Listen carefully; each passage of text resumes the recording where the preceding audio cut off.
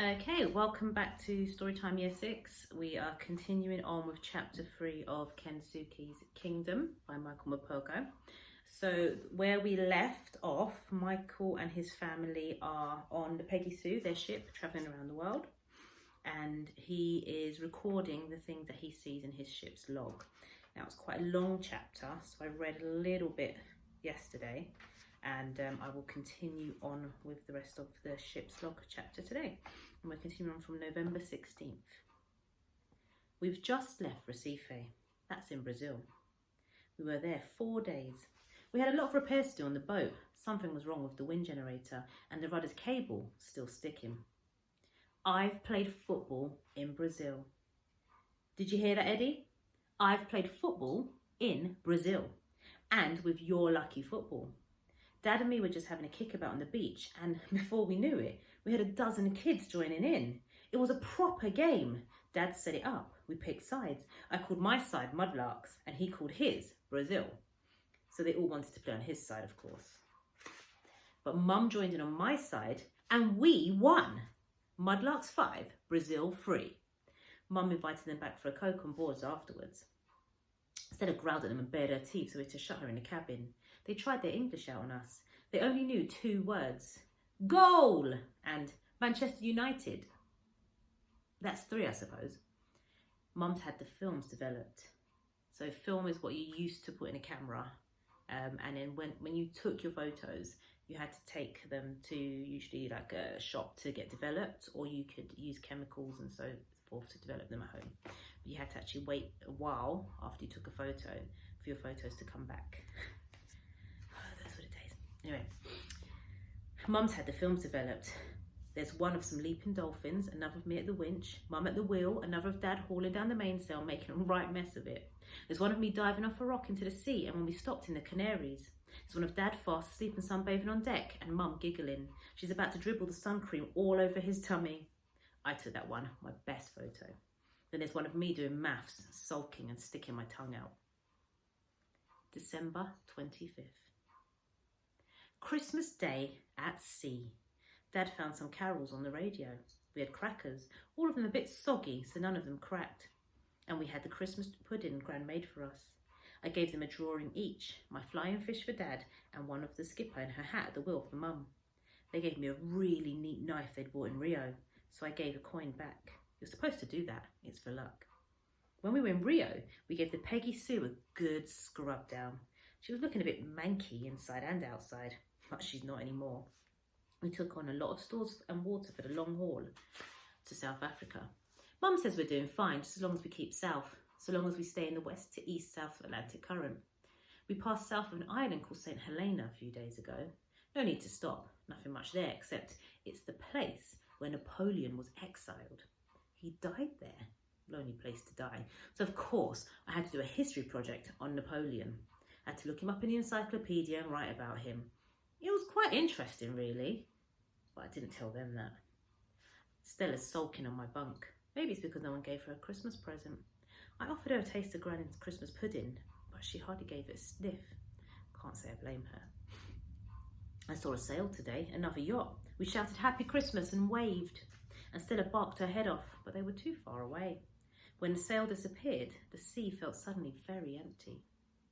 Mum won the chess this evening. She's ahead now, 21 games to 20.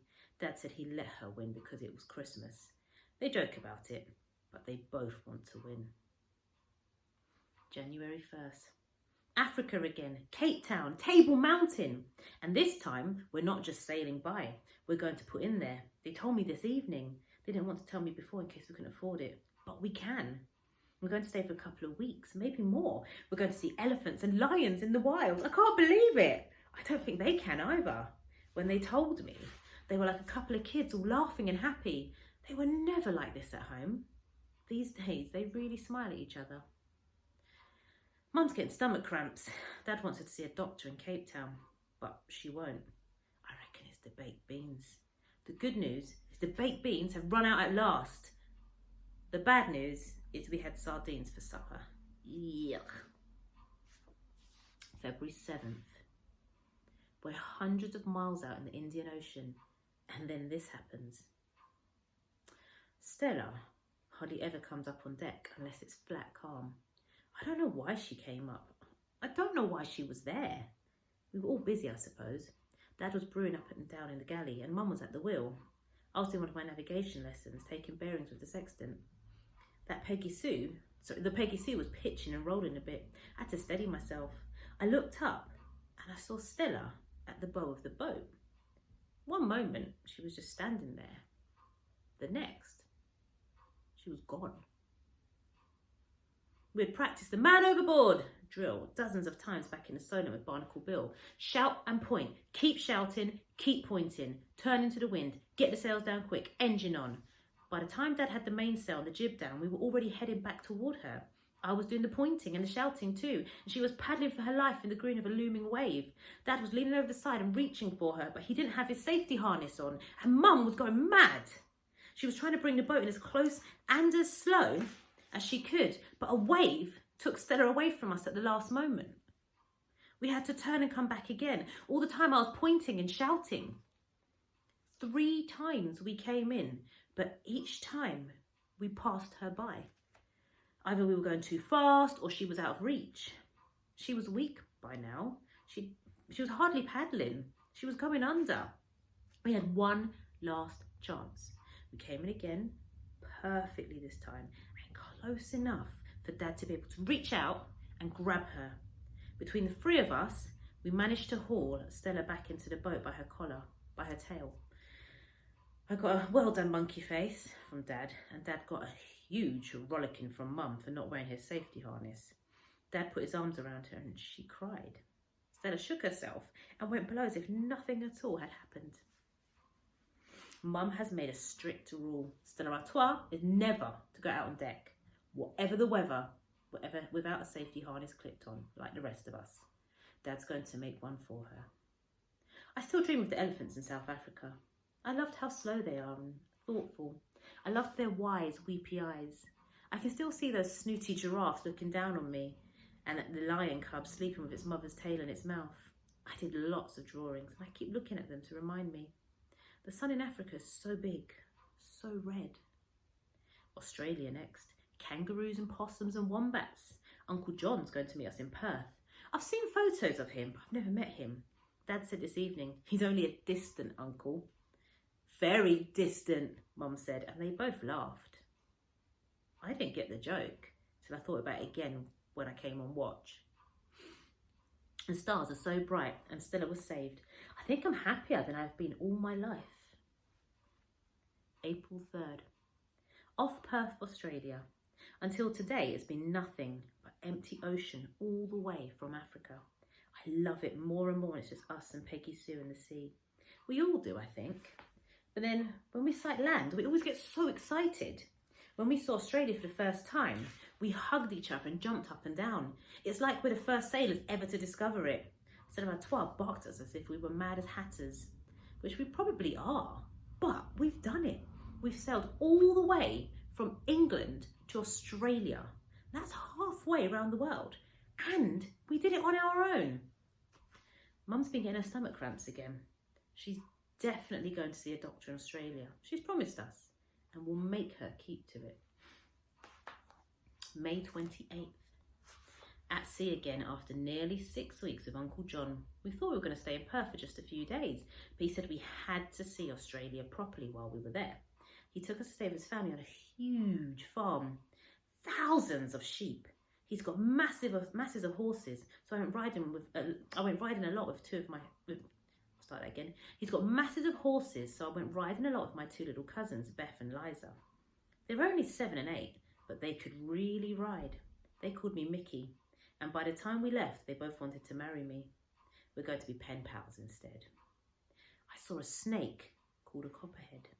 Uncle John said it could have killed me if I'd trodden on it. He told me to watch out for redback spiders in the toilet. I didn't go into the toilet very often after that. They called us their pommy cousins, and we had barbecues every evening. They gave us a great time, but I was happy to get back to the Peggy Sue. I missed her while I was gone, like I miss Eddie. I've been sending him cards, funny animal cards, if I can find them. I sent him one of a wombat. I saw a wombat too, and hundreds of possums and loads of kangaroos. And they've got white cockatoos in Australia like we've got sparrows at home. Millions of them. But out here, it's gulls again. Wherever we've been in the world, there's always gulls. The plan is we're going to put in at Sydney, explore the Barrier Reef for a bit, and then go through the Coral Sea and up towards Papua New Guinea. Mum's cramps are much better. The doctor in Australia said it was most probably something she'd eaten. Anyway, she's better now. It's really hot and heavy. It's calm too. No wind. We're hardly moving. I can't see any clouds, but I'm sure a storm is coming. I can feel it. I look around me. It's dark, dark night.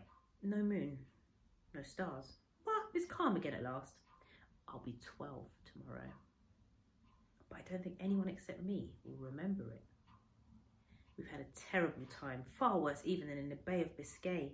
Ever since we left Sydney, it's just been storm after storm, and each one blows us further north across the Coral Sea.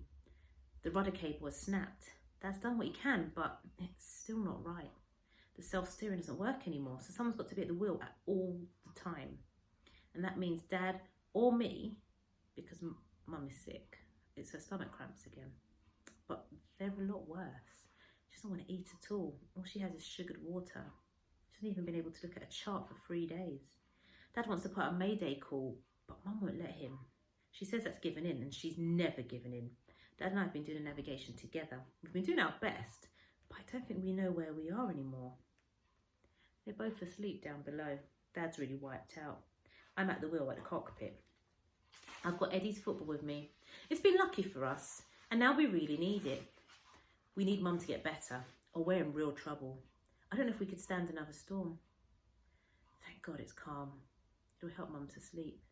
You can't sleep when you're being slammed about all the time. It's so dark out there. Black. Stella's barking. She's up by the bow. She's not got her harness clipped on. Those were the last words I ever wrote in my log. After that, it's just empty pages. I tried calling Stella first, but she wouldn't come, so I left the wheel and went forward to bring her back. I took the ball with me to sweeten her in and to tempt her from the bow of the boat. I crouched down. "Come on, Stella," I said, rolling the ball from hand to hand. "Come and get the ball."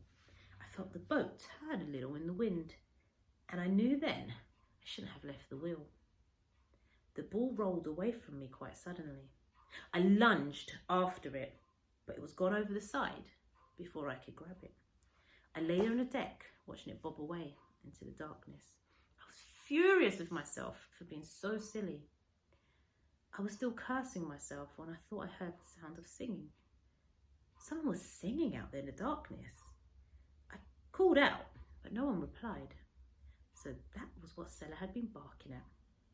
I looked again for my ball, but by now it had disappeared. The ball had been very precious to me, precious to all of us. I knew then I'd lost a great deal more than a football. I was angry with Stella. The whole thing had been her fault. She was still barking. I couldn't hear the singing anymore. I called her again, whistled her in. She wouldn't come. I got to my feet and went forward. I took her by the collar and pulled. She wouldn't be moved. I couldn't drag her all the way back, so I bent down to pick her up. She was still reluctant. Then I had her in my arms, but she was struggling. I heard the wind above me in the sails. I remember thinking, this is silly. You haven't got your safety harness on. You haven't got your life jacket on. You shouldn't be doing this. Then the boat veered violently and I was thrown sideways. With my arms full, I had no time to grab the guardrail. We were in the cold of the sea before I could even open my mouth to scream. So I'm just going to show you a little sneak peek of an illustration on that page. And we will continue on with chapter 4 tomorrow. Okay, so see you tomorrow, Year 6. Bye.